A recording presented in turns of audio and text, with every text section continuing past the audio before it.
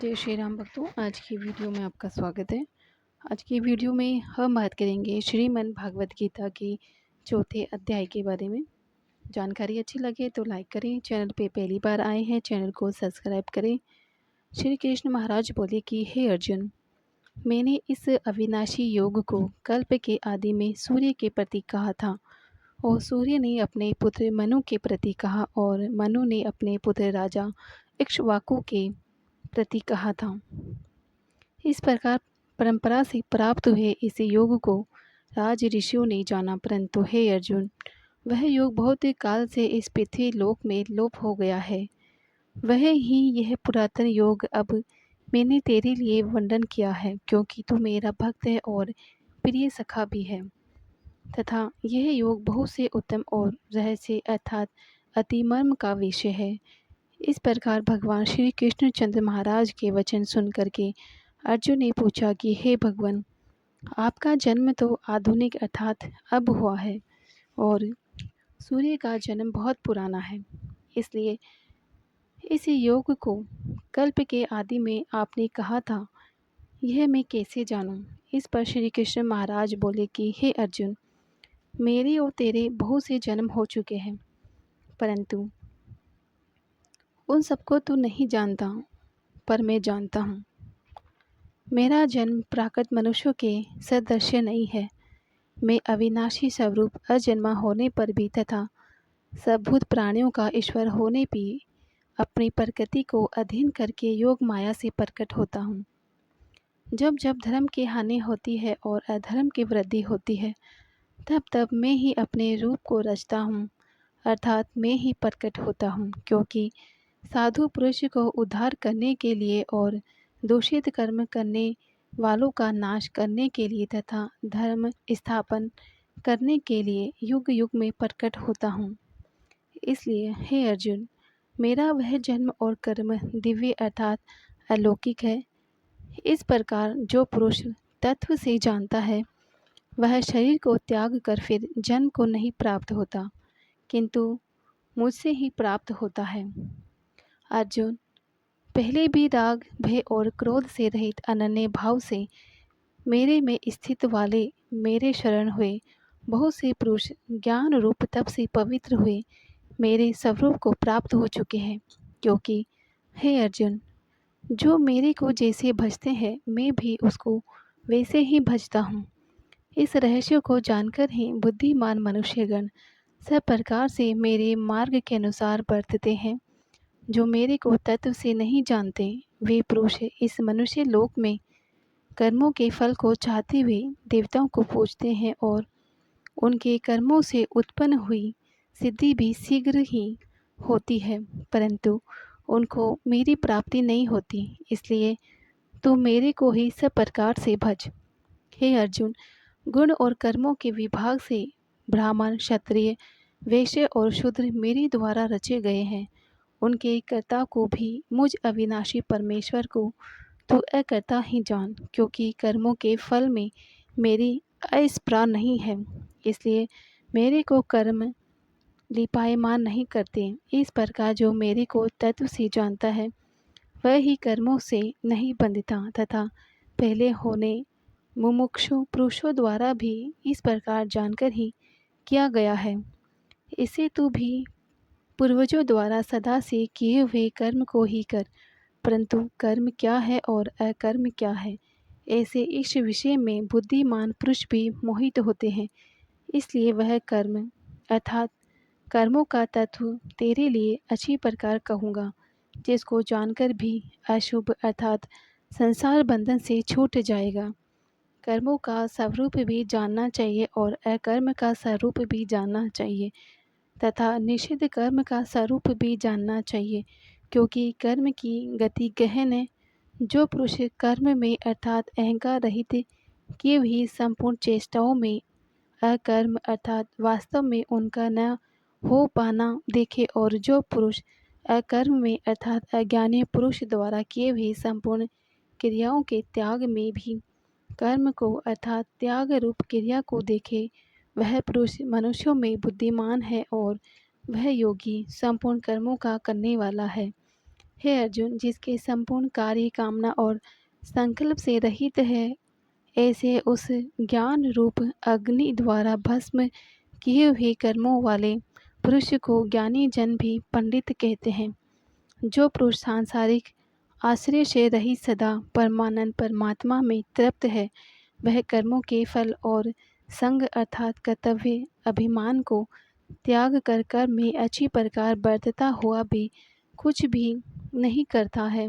जीत लिया है अंतःकरण और शरीर जिसने, तथा त्याग दी है संपूर्ण भोगों की सामग्री जिसने, ऐसा आशा रहित पुरुष केवल शरीर संबंधी कर्म को करता हुआ भी पाप को नहीं प्राप्त होता।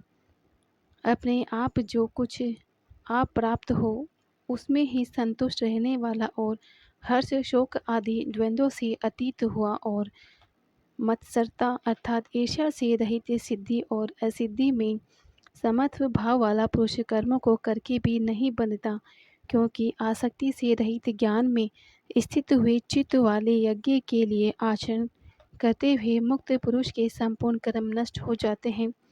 उन यज्ञ के लिए आचरण करने वाले पुरुषों में से कोई तो इस भाव से यज्ञ करते हैं कि अर्पण अर्थात स्त्रुवादिक भी ब्रह्म और हवि अर्थात हवन करने योग्य द्रव्य भी ब्रह्म है और भर्म रूप अग्नि भी भर्म रूप कर्ता के द्वारा जो हवन किया गया है वह भी ब्रह्म ही है। इसलिए भर्म रूप कर्म में समाधिस्थ हुए उस पुरुष द्वारा जो प्राप्त होने योग्य है वह भी ब्रह्म ही है और दूसरे योगी जन देवताओं के पूजन रूप यज्ञ को ही अच्छी प्रकार उपासते हैं अर्थात करते हैं, और दूसरे ज्ञानी जन परम ब्रह्म परमात्मा रूप अग्नि के यज्ञ के द्वारा ही यज्ञ का हवन करते हैं।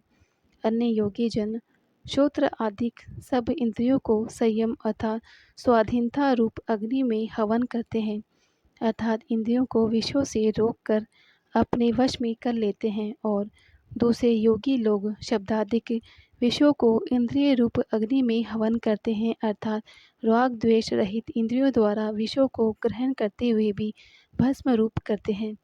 दूसरे योगी जन संपूर्ण इंद्रियों की चेष्टाओं को तथा प्राणों के व्यापार को ज्ञान से प्रकाशित हुई परमात्मा में स्थित रूप योगा अग्नि में हवन करते हैं। दूसरे कई पुरुष ईश्वर अर्पण बुद्धि से लोक सेवा में द्रव्य करने वाले, वैसे ही कई पुरुष सब धर्म पालन रूप तप यज्ञ को करने वाले हैं और कई अष्टांग योग रूप यज्ञ को करने वाले हैं। दूसरे अहिंसादिक तीक्ष्ण व्रतों से युक्त यत्नशील पुरुष भगवान के नाम का जप तथा भगवत प्राप्ति विषयक शास्त्रों का अध्ययन रूप ज्ञान यज्ञ के करने वाले हैं। दूसरे योगी जन अपान वायु में प्राण वायु को हवन करते हैं, वैसे ही अन्य योगी जन प्राण वायु में अपान वायु को हवन करते हैं तथा अन्य योगी जन प्राण और अपान की गति को रोक करके प्राणायाम के परायण होते हैं। दूसरे नियमित आहार करने वाले योगी जन प्राणों को प्राणों में ही हवन करते हैं। इस प्रकार यज्ञों द्वारा नाश हो गया पाप जिनका, ऐसे यह सब ही पुरुष यज्ञों को जानने वाले हैं। हे कुरुक्षेत्र अर्जुन, यज्ञों के परिणाम रूप ज्ञान अमृत को भोगने वाले योगी जन सनातन परम ब्रह्म परमात्मा को प्राप्त होते हैं और यज्ञ रहित पुरुष को यह मनुष्य लोग भी सुखदायक नहीं है, फिर परलोक कैसे सुखदायक होगा। ऐसे बहुत प्रकार के यज्ञ वेद की वाणी में विस्तार किए गए हैं। उन सबको शरीर मन और इंद्रियों की क्रिया द्वारा ही उत्पन्न होने जान। इस प्रकार तत्व से जान करके निष्काम कर्म योग द्वारा संसार बंधन से मुक्त हो जाएगा। हे अर्जुन, सांसारिक वस्तुओं से सिद्ध होने वाले यज्ञ से ज्ञान रूप यज्ञ सब प्रकार से श्रेष्ठ है, क्योंकि हे पार्थ, संपूर्ण यावन मात्र कर्म ज्ञान से श्रेष्ठ होते हैं, अर्थात ज्ञान उनकी प्रकाष्ठा है। इसलिए तत्व को जानने वाले ज्ञानी पुरुषों से भली प्रकार दंडवत प्रणाम तथा सेवा और निष्कपट भाव से किए हुए प्रश्न द्वारा उस ज्ञान को जान। वे मर्म को जानने वाले ज्ञानी जन तुझे उस ज्ञान का उपदेश देंगे कि जिसको जानकर फिर तू इस प्रकार मोह को प्राप्त नहीं होगा। और हे अर्जुन, जिसके ज्ञान के द्वारा सर्वव्यापी अनंत चेतन रूप हुआ अपने अंतर्गत समष्टित बुद्धि के आधार संपूर्ण भूतों को देखेगा, उसके उपरांत मेरे अर्थात सच्चिदानंद स्वरूप में एकीभाव हुआ सच्चिदानंद में ही दिखेगा। यदि तू सब पापियों से भी अधिक पाप करने वाला है तो भी ज्ञान रूप नौका द्वारा निसंदेह संपूर्ण पापों को अच्छी प्रकार से तर जाएगा। है अर्जुन, जैसे प्रज्वलित अग्नि ईंधन को भस्म में कर देता है, वैसे ही ज्ञान रूप अग्नि संपूर्ण कर्मों को भस्म में कर देता है। इसलिए इस संसार में ज्ञान के समान पवित्र करने वाला निसंदेह कुछ भी नहीं है। उस ज्ञान को कितनी ही काल से अपने आप समत्व बुद्धि रूप योग के द्वारा अच्छी प्रकार शुद्ध अंतःकरण हुआ पुरुष आत्मा में अनुभव करता है। हे अर्जुन, जितेंद्रिय तत्पर हुआ श्रद्धावान पुरुष ज्ञान को प्राप्त होता है। ज्ञान को प्राप्त होकर के तत्क्षण भगवत प्राप्ति रूप परम शांति को प्राप्त हो जाता है। हे अर्जुन, भगवत विषय को न जानने वाला तथा श्रद्धा रहित और संशय युक्त पुरुष परमात्मा से भ्रष्ट हो जाता है। उनमें भी संशय युक्त पुरुष के लिए तो न सुख है और न यह लोक न परलोक, अर्थात यह लोक और परलोक दोनों ही उसके लिए भ्रष्ट हो जाते हैं। समत्व बुद्धि रूप योग द्वारा भगवत दर्पण द्वारा दिए हुए संपूर्ण कर्म जिसने और ज्ञान द्वारा नष्ट हो गए हैं, सब संशय जिसके, ऐसे परमात्मा परायण पुरुष को कर्म नहीं बांधते। इससे है भरतवंशी अर्जुन, तो समत्व बुद्धि रूप योग में स्थित हो और अज्ञान से उत्पन्न हुए हृदय में स्थित इस अपने संशय को ज्ञान रूप तलवार द्वारा छेदन करके युद्ध के लिए खड़ा हो।